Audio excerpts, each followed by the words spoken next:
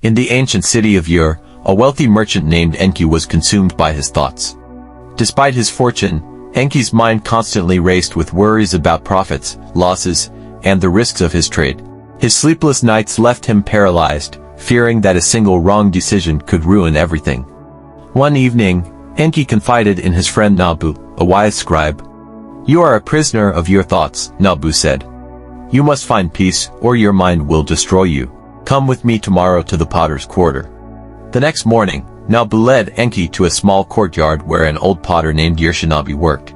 The potter's hands were worn from years of labor, but his expression was serene. When Enki explained his dilemma, Yershanabi simply handed him a lump of clay and pointed to the potter's wheel. "Shape the clay," he said. Enki hesitated. "I have no skill in pottery," he protested. "It does not matter," the potter replied. "Just focus on the clay. Let your hands work. Breathe." Reluctantly, Enki sat at the wheel.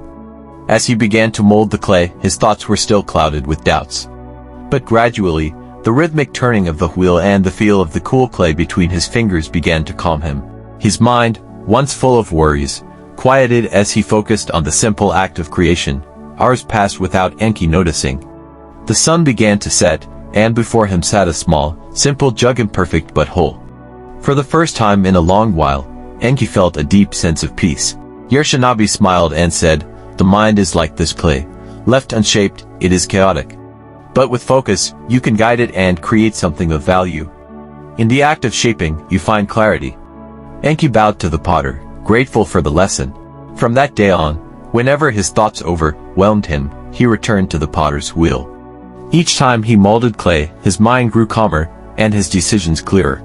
He had discovered the secret of peace. In shaping the clay, he had learned to shape his own mind.